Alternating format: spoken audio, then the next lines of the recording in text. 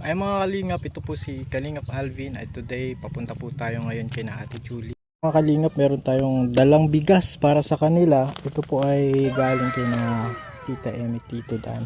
Apo mga kalingap, punta natin si Ate Julie. So ito po yung bahay po mga kalingap na napagawa natin at sa tulong ng mga sponsor po para kina Ate Julie, Jamaica mga kalingap. Ayan. Kamusta na? May dala kaming bigas para sa inyo, oh. Salamat po. Meron kaming ano, anong ginagawa mo? Nagbabakod ka? Wow. Nalagaan po ni Ate Julie yung ano. Ilagay ko na ito dito sa inyo, Ate Julie. Galing ito kay na ano kina Teta Ing. Tito Dan. Yun. Bakod, taydok. Ito Ate Julie, oh. Ate Julie, oh, madami ng bigas nyo. At ano ito, premium rice. Kalinga. Mahalin. Busy si Ate Julie mga kalingap. Babagod po ako Kalingap Alvin at nawawala po yung mga alaga namin ng manok ay. Nananakawan kayo ng manok. Ano po, bali natapos ko na po yung kulungan doon sa likod. May pato na po ako doon tsaka mga manok. Yung inahin ko po na wala na. Sabi ko nga po, tamang ako lang taga-palaki. Tapos iba yung makain, yung iba yung mga. Kaya po sinaga ako na po magkuha ng pambakod at para po ano. Ikaw na din yung nagagawa. Nilalagay ko na din po ng lambat kasi pagkakatapos. Para Ito po yung manok. ito po yung gawa ni Ate Julie. Nakawalan daw sila. Bago na po ang pintura nila mga kalingap. Maganda na. Ito po yung napagawa natin, oh. Oh. Naalagaan po nila mga kalingap. Lang tayong makabalik po kina Ate Julie, oh. Ano pa si Ate Julie, nakasombrero pa. Mahal po kaya ang gasolino ay. Oo nga po. Diesel, 100 plus na. May kasama po tayo. Yan po yung bunso namin. Ate Ali, kasama din natin si Ate Ali mga kalingap. Yan. Kamusta na Ate Julie? Okay lang naman. Busy nga ni. Ha? Busy po. Lagi nang busy. Magpabakod. Una pong ginawa ko, nagawa po ng kulungan para po sure na po yung pato, yung doon na lang po. So, ang nagbakod. pinagkakaabalahan mo pala yung Ito po Alaga. Sa may bahay po. pag-aalaga ng mga manok, ganyan. Tapos po nagtatanim ng mga gulay. Yung mga papaya ko po malalaki na. Malalaki na. Ang routine ko araw-araw, yung dito po sa Tsaka ito po tatapusin ko po at harapan na po bagal. Kanina po ako nanguha ng pambakod, tapos ngayon ko po yan. Ang hirap nga lang po. Nagbaraligtad na po ako niya sa bundok.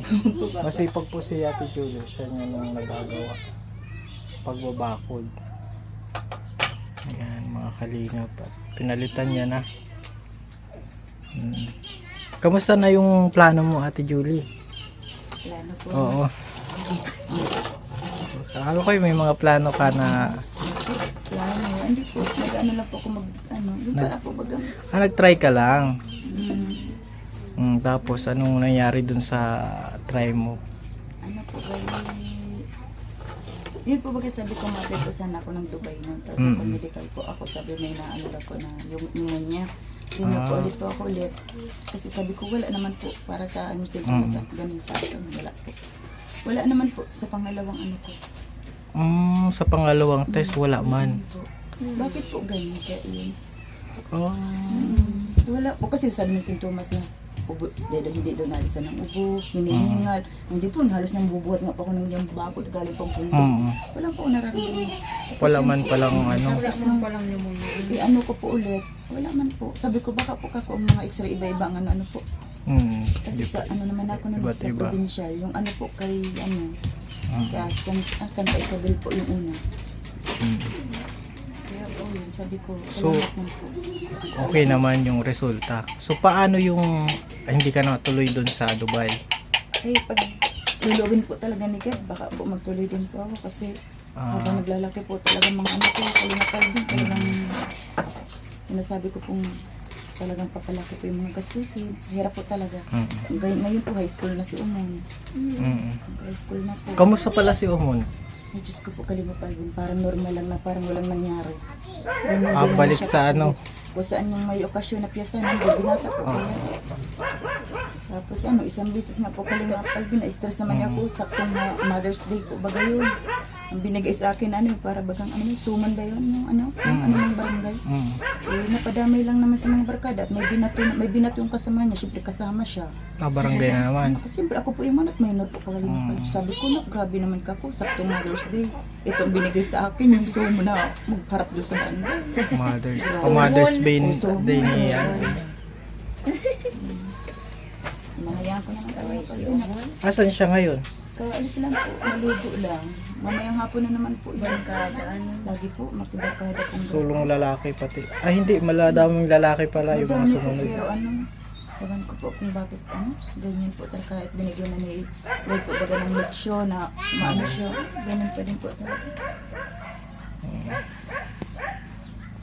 Po, minsan nga po pag tuloy ko sabi ko, huwag ang about po sa anak ko Kalingap Alvin, kay Julian. Si Julian pala. Kamusta na pala yun? Yun po sana papadala ko po ang pamasahe, hindi ka po siya makaalis, hindi ka po siya makaano. Pero ngayon po, nung kagabi lang po talaga Kalingap Alvin. Bali po, sinundan itong problema niya na siguro 1 week na po, nagtawag po siya ng ating gabi. Ano po siya, parang may sakit po baga siya na, hindi ko po alam kung anong talaga sakit kasi 2 years na po siya, hindi nire-regla. 2 years na po. Oo, sabi ko baka picos kasi si Jamaica po baga may din na parang pills po baga na para buwan mag-regla. Ayun. Tapos sabi ko na kung gusto mo ka dito para yung 20 years baga Kalingap hindi ko siya naalagaan, mabawi ako sa kanya, hindi ko siya gusto niya nga daw po lang dito po siya talaga makaano kasi may nasikasi doon, hindi yan ko po baga dati na parang sa mata siya nag-aasik kasi Siya nag-aalaga. siya nag-aalaga po. Tapos sabi niya sa akin, ma, may gusto po ako sabihin pero wag mo mama sasabihin to kay Tita Lani. Yung Tita Lani po kapatid yung nag-asawa ko, binubugbog daw po siyang kahit dalaga niya po siya. Kaya nawa po minsan ako sa ko, sabi ko hayaan mo ka ko nakagawa ng wisigat para matapos ako yan, mali mo, makarating ka ko dyan, makuha kita. Yun lang po, ma, basta ma, kahit hindi mo ako nalagaan ma, ng mahal na mahal kita ma. Diyos ko, grabe. Dagdag Pero at least dagdag lakas din ng loob kasi na muna din yung first baby mo. Kasi di yun mawawala first baby mo yun. Tapos naglakas Di mo mawawala din po sa yung alaala loob ko mo. Kalingap Alvin pag sabi niya sa akin na, alam mo mama, kala ko habang buhay na ganito mama, kung hindi ko malalaman na kung paano na yung buhay ko, buti mama nahanap kita. Yung parang naglakas din yung loob niya na kung ano man ang nangyari po, may mama din siya sabi ko, basta nandito lang ako na kung ano ka po, basta hindi ka kung ano problema mo, iyan mo lang sa akin. Pero iba din po sa pakaramdam na bilang ina po baga, malalaman mo ka. Para sabi ko baka yung galit ng mga ng asawa ko, parang dinadama yung ng bata. Kaya binubugbog. Ano po yung tumboy kasi yung nagalaga sa kanya. Mabugbog daw po siya hanggang ngayon, kaya 21 na siya. Mag-record siya. Mas Nahina po ang loob, parang Parang ayaw niya magreklamo. po, parang ganun. Kasi mula baby pa po, yun na to talaga. Hanggang ngayon mag-grade siya, doon lang siya doon na routine ng buhay niya, hindi siya kakapunta kung saan man. Kaya parang siya. Hello MJ. MJ. Malikot na ito Madiker na si MJ. Oo. Mga negritay. Lagi po kayo nagasama kay Laitan ay dyan sa Galaan.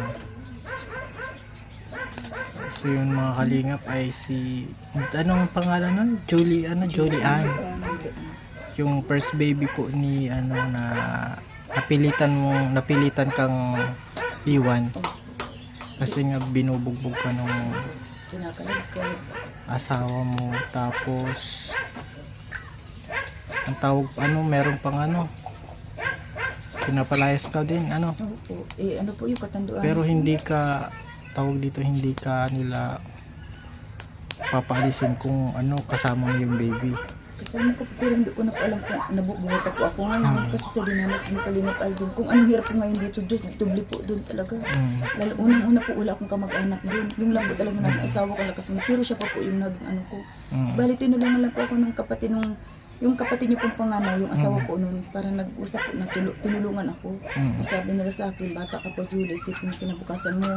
Hindi yung parang tsatsagaan ko yung kapatid nila na ganyan. Oo, binubugbog ka. Akong bahala sa anak mo. Sabi niya, palalabasin lang natin na magtrabaho ka para makaalis ka dito. Kasi hindi po ako makakaalis ng Katandas, makakasal ng barko. Pwede nila ako, hindi na ito. Yun po. Nangako po. Pero pag sakay ko po ng barko, talagang mabigat po sa ano ko na iiwan ko anak ko. Kasi, syempre po, first baby ko.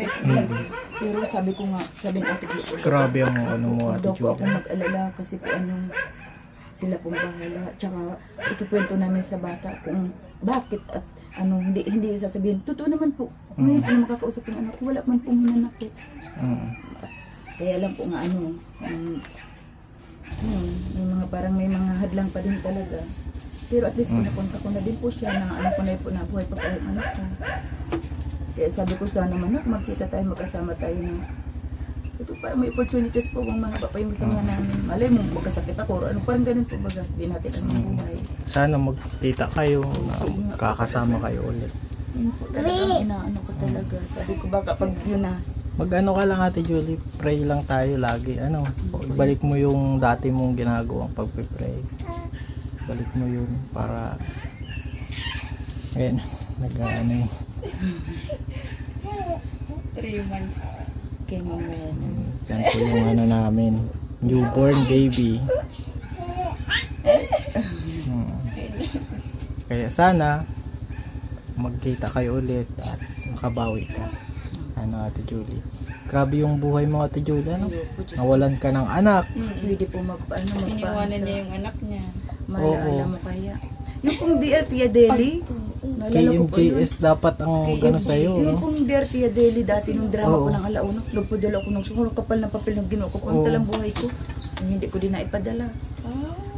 Balak ko po talagang ano ko. Tapos hanggang sa nakaaburi pa nga po ako, nakaano ko. Kung sa ipon, ang kapal-kapal na atang kwento ng buhay ko. Pero hanggang ngayon po buhay pa din. Oo, laban Kinakaya lang. pa din po lahat. Mm. Sabi ko, ano, Ilang taong ka na, Ate Julie? 39 na po ako ngayong July 22. Oh, 39. Tapos ilan ang anak mo? Ay, kung buhay pa anak ko, siyang na anak ko. Pero Madami ano si Ate Julie, no? siyang ba, Blessing, walo. ano? Mayaman nga po ako Isa sa yung isang isang namatay. namatay po yung natuklaw ng ahas po. Tapos Tapos isa yung naiiniwan ko pong anak. yung panganay. Tapos ang Tapos buhay si po. Omon, Jamaica. Si Jamaica. Grabe yung iniwan mo sila nang makita namin dito sa nung na-vlog sila, talagang hirap na hirap sila noon. Down na down po talaga. Yung parang kahit mag-ano ka sa tao, di ka pasin kasi ano man ibayad niyan, anong gagarantiya niyan. Hindi na sila pinapautang. Minsan po walang kakainin. Hindi na pautang naman po ako nung alam na nila makakabayad kasi nag-abroad na po ako. Parang garantiya po, makakabayad kasi nasa abroad. Nabigyan. Minalas naman din po sa abroad. Oo. Madami nga tayong nabayaran noon ano. Grabe. Hanggang Pero Hanggang ano, sa- ang Kalingap Alvin, madami din po nangyari nung natulungan niyo ako. Nag-iba din yung ano ng tao. Nag-iba din yung ano ng tao sa akin. kumbaga iba na yung tingin. Kasi Tapos, mayroong ka ng may bahay. nag-advise din po sa akin Tapos na may na ganito pa, may na-surprise pa na blessing. meron pa din pa ano-ano Oo. blessing si Tita Emmy. Na kahit na Hayaan mo na, Ate Julie, yung mga tao. Hayaan mo na po sila. sabi ko wala naman pong perfectong tao, ganyan po talaga yan. Basta po ako, ginagawa ko lang po sa maghapon dito na lang po ako sa bahay, yung routine ko dito na lang po. At least, maglipas mo pa yung maghapon, may nagawa ako. Kasi naman po, makipag-chismisan ka dyan. Wala, pag uwi mo, trabaho pa din. Ayan pa din yan, nakaano pa din. Tsaka hindi po ako sanay no na talagang ano gusto pa talaga dito lang sa bahay. Minsan makwento nga po sa akin si Ethan, Mama, merong ano doon sa, sa court. Sabi Lagi ko, ka lang, Ate Julie. to, Lagi kang magbasa ng Bible, mag-pray yun. Yun yung makakatulong sa'yo kasi pag sa New Testament, magbasa ka. Kasi doon mo mababasa yung mga mahalagang mensahe. nasigat Paano po talaga ang ka totoong ano. humarap sa tao, paano ka humarap sa problema. Yun yung magandang pinaka-advice ko sa'yo, Ate Julie. Pray lang lagi. Kasi madaming negative baga na pumapasok sa isipan ng tao. Pero pag lagi siya nagpipray, lagi siya nagbabasa ng Bible, nababago. Talagang tuloy lang, Ate Julie.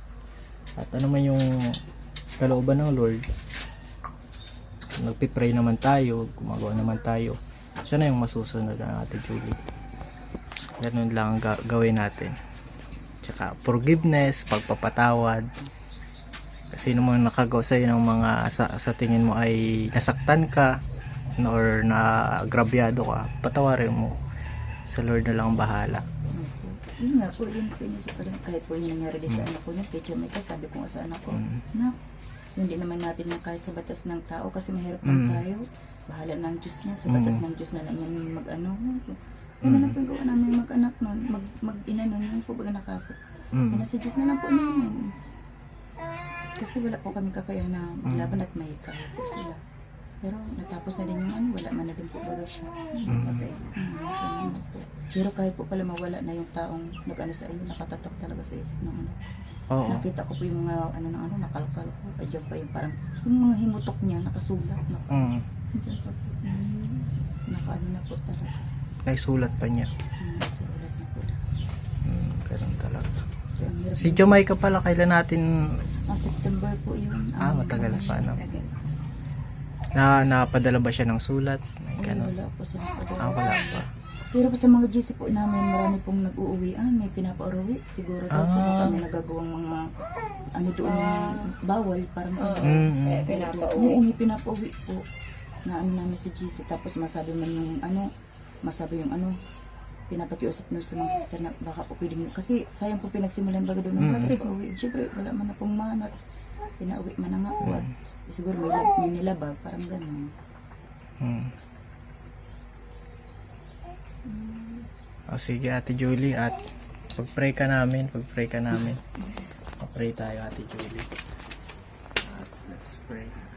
Father God in heaven, nilalapit po namin si Ate Julie at patuloy siyang patnubayan at patuloy mo siyang pagpalain. Ano man yung negative, Father God, na nasa puso niya, ay tanggalin niyo ito. Bigyan niyo po ng kapatawaran, yung puwang ng kapatawaran yung mga nakagawa ng pagkakasala sa kanya. Yan din po, Panginoon, na yung nagawa din niyang kasalanan na ikaw yung nagpapatawad. Maraming salamat sa Panginoong Jesus na siyang papatnubay at nagpapala kay Ate Julie. Patnubayan niyo po, Panginoon, siya sa kanyang gagawin. Let your will be done sa kanyang buhay. In Jesus' name we pray. Amen. Paalam na din kami ulit, Ate Julie. At God bless. Ingat lang and always pray. Continue to pray lang. Thank you po. Thank you po sa ano po nito, Tita Emma, Tita Dan. Mulat sa pool po, hanggang ngayon po, nandiyan po kayo lagi sa pagtulong para sa amin. Malaking ano dito sa amin, matagal-tagal din po ito. Dahil mahal pati Mahal ang bigas. Ang bigas po. 1,000 plus. Mahal na po. 1,400. Sabi ko nga po nag-ano Kalingap Alvin, pag-usapan ko po yung may ano ng lupa dyan, natanim ako ng kamuti tsaka kamuting kahoy. Pang alternate po pag walang pambiling bigas, ay di may mga root crops Okay, po. magtatanim-tanim ka. Ganda din po kay yun. Kuya Madaming tanim-tanim din dito si Ate Julie, mga kalingap. So yan po, at God bless ulit, Ate Julie. Ingat din po kay Kalingap Alvin. Salamat po.